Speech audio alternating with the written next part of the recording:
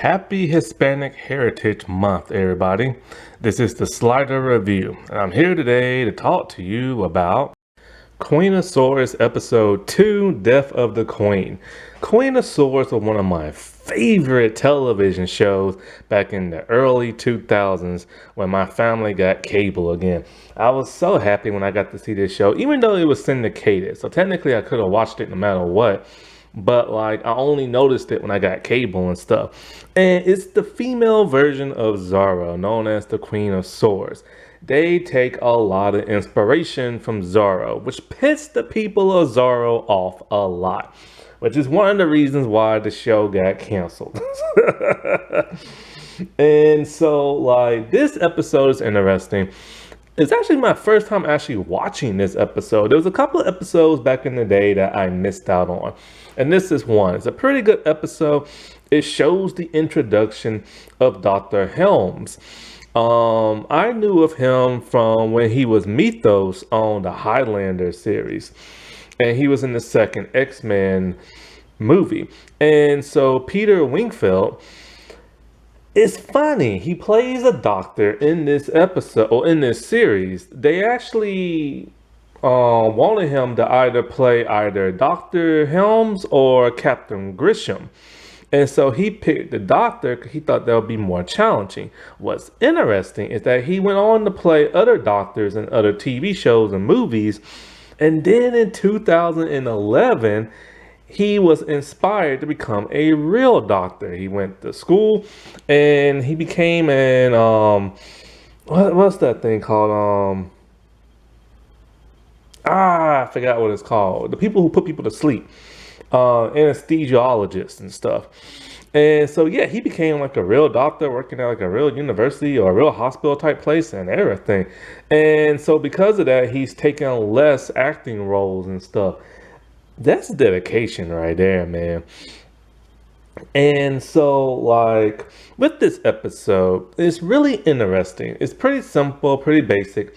But, like, now this episode explains a lot from what I saw in the intro and in that one clip episode. See, the last episode in the series is a clip episode, a bottle episode. And they show clips that I've never seen before. And not only that, but in the intro, there are a lot of scenes, especially with the queen wearing a white outfit, just a white like undershirt. And I always wondered, well, where is this at in the series? I'm like, maybe it could be like Hercules and Xena, where the intro shows stuff that's not at in the show, but this is actually in the show. And I finally know why. And so I'm really happy to finally get to see this episode. And I just wish this show was on like, DVD. I want it on DVD so bad. But you can actually watch it for free on Tubi. All you gotta do is download the app or go to the website on Tubi. And this is also on YouTube, but on YouTube, the quality isn't that great. And so with this episode, we see a bunch of prisoners and they're working in a mine. And the guards are like, just being a typical butthead itself. And so it basically what it is Colonel Montoya is looking for none other than gold. He's always looking for gold and stuff like that. And so what's odd is that these are not ordinary prisoners. These are people in town they have actually kidnapped, husbands. And so, of course, the town is on alert because, a bunch of husbands have gone missing.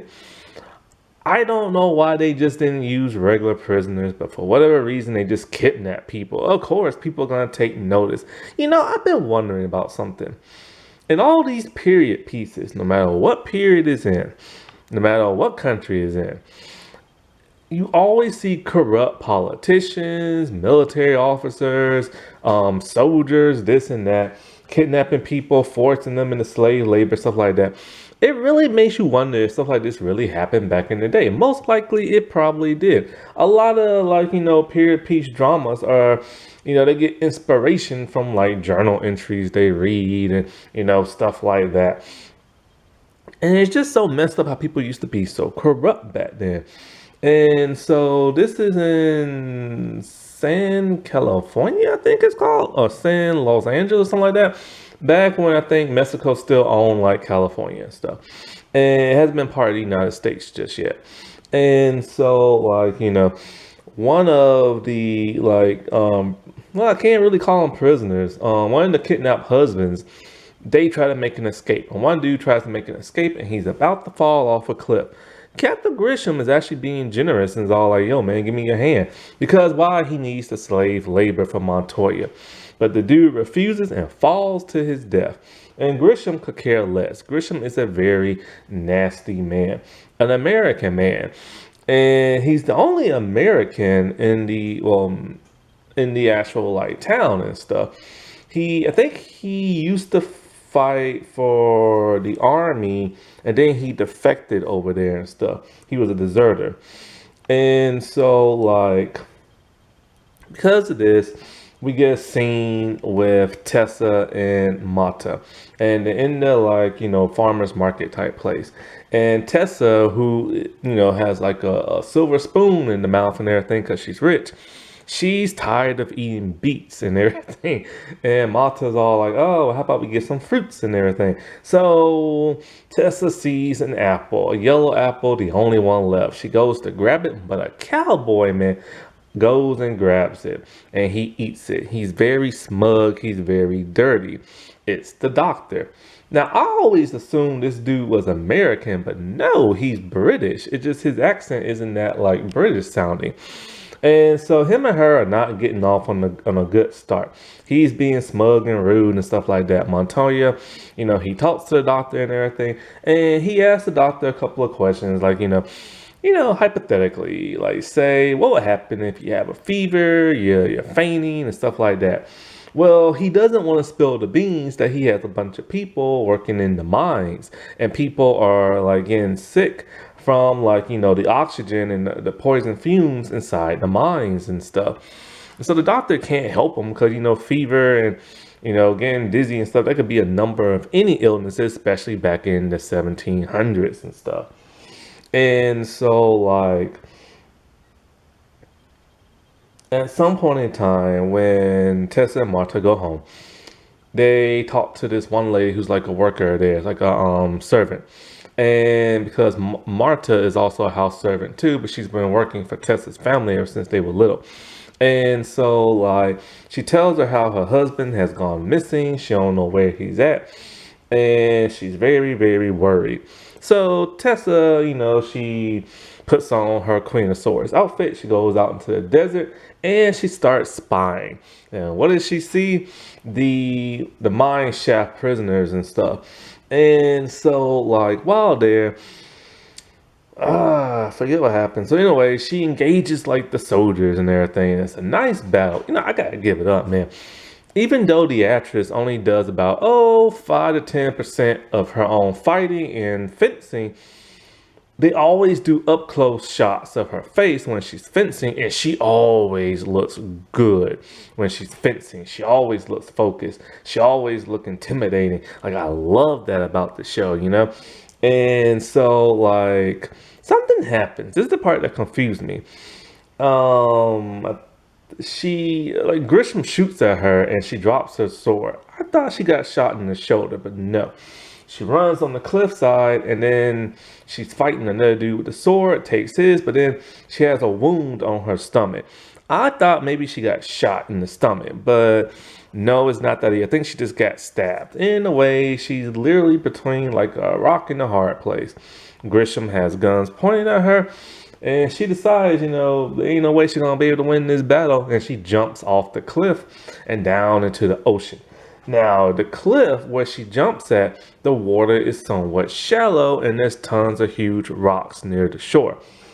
So they go searching for her, but they can't find her. They only find cloth of her outfit. When Grisham takes it back to Montoya, being a smart man that he is, he examines it. And he noticed that the stitching is very well made. Also, the fabric is made of silk. He realizes that whoever the Queen of Swords is can't be just a normal townsperson. It must be a rich person. aka a Spaniard and stuff, because many Spaniards came over to America around that time. Colonel Montoya himself is from Spain. And so he realizes that he can probably trap the Queen of Swords. He's going to have a big party in honor of the doctor coming into town. And so he's going to invite all the Spaniards. And he said with a party like this, Spaniards do not decline. Anybody that declines will probably be like the queen. Now you can tell just by looking at her outfit when you look at her that, you know, her outfit looks pretty fancy and silky and stuff like that. And the mask is made of lace. But I think the first encounter, he really didn't get a good like glance of her, because this is only like the second episode. And so gossip around town spreads fast, especially with that of Vera. And so Marta overhears her saying that, you know, the Queen of Swords is probably dead, fell off a cliff, stuff like that, and was stabbed and all this other stuff. Because most likely her ribs were probably broken or hit her head or something like that on the rocks. So Marta's like all upset. She goes home and boom, there is Tessa. And Tessa looks fine. She doesn't look hurt. She didn't break no bones and everything. How was exactly what she found? Well, when the guards were still at the beach, they was looking for her. One only finds her sword. And when the one guard finds her, for whatever reason, her shirt is missing.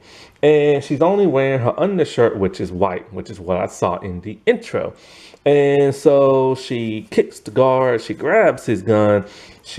This is very unusual. I remember when I saw the intro, I'm like, why is she holding a gun? I've never seen her hold a gun before. And she actually fires it and stuff, but it doesn't fire. It's empty. And so she fights her way through, and then she heads back home. And it's just kind of weird because I always wonder what happened to her shirt and stuff. And because she wears like a shirt and a corset, where all that went? And so like Marta, she's like all upset, you know what I'm saying? Because she thought like Tessa was dead. And so even though she don't want to, she has to go to that party tonight. And so while she's there, she's clearly is upset. She's in pain. She's still bleeding from like falling off the cliff and stuff. But she mistakenly touches her bloody like stomach and then touches like a column pole.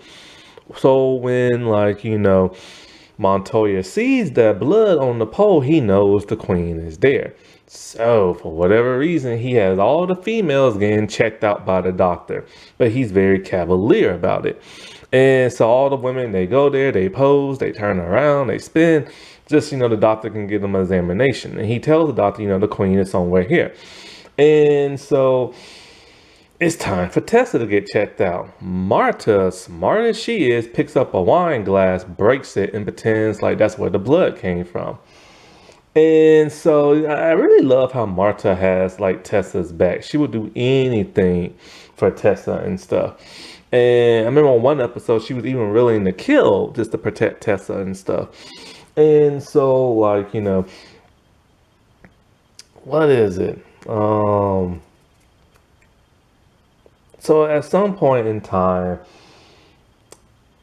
not soldiers, but like the men who've been kidnapped and stuff, at some point in time, they starting to pass out more. So now Montoya has to show the doctor what's going on.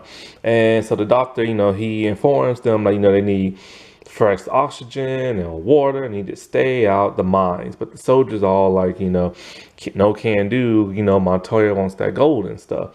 And there's also a shipment of like, I think cannons that are supposed to come into town, or something's supposed to come into town. And so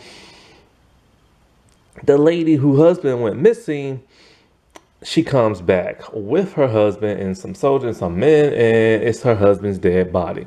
She said the soldiers found his body somewhere near the cliffside. So Tessa's gonna gear up again and go. How she got a brand new shirt that looks identical to the old costume, I don't know. And so she heads back out, and you know, she takes on all the soldiers and everything.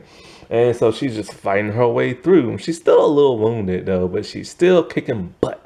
And so like The Doctor is not for this. The thing about the Doctor I like is he's a very noble man. After this episode, you never see that smugness in his personality again. And one of the things about the Doctor is that when he was talking to Mata, he started having flashbacks of his past. He was a soldier and everything. I'm not sure what war he fought in. And so it doesn't really go into more detail than that. And so like he's not for Montoya trying to like kill the queen and all this other stuff. And so when she goes inside, a guard goes in there and she gets to jump on the guard, and she's smart enough to use the gunpowder to make a trail and just keep kicking the barrel as she keeps walking out. And so because the thing is, if she didn't come out, they were gonna like kill like, the prisoners and stuff. And so she just pretends like, oh, I need to pray and everything like that. So she gets on her knees and she tosses like the lamp on the gunpowder, and it's like a huge explosion. And so it's enough dust to create a smoke screen, and she's able to get away from that. And so it's funny because like Montoya keeps asking Grisham, is she dead? Is she dead? And the only thing you see floating in the air is a tarot card that says Queen of Swords and like a Spaniard like design. And the Doctor is so smug. He's all like, oh, I think she left that for you. So needless to say, the prisoners have all been returned back to their wives. Montoya does not get his gold and everything. And Tessa and the Doctor, they start to bond over apples towards the end of the series. Or the episode, I should say. And I've always loved the Queen of Swords. I love the heroic tendency she has. I love how smart she is. I love how she doesn't let nobody push her around, but she uses her feminine wiles to get what she needs, to trick people. But then when it comes to get like the real bad guys, oh, she suits up and she whoops some butt. And it's a shame this show only lasted a season. Those stinking Zorro people, man, they got all mad because they wanted to make a Zorro movie with Antonio Banderas or something like that. And so, this show had been cut short and everything. But a lot of people really love this show. It's a shame it's not on DVD. Alrighty, well, I'll talk to y'all later. Bye.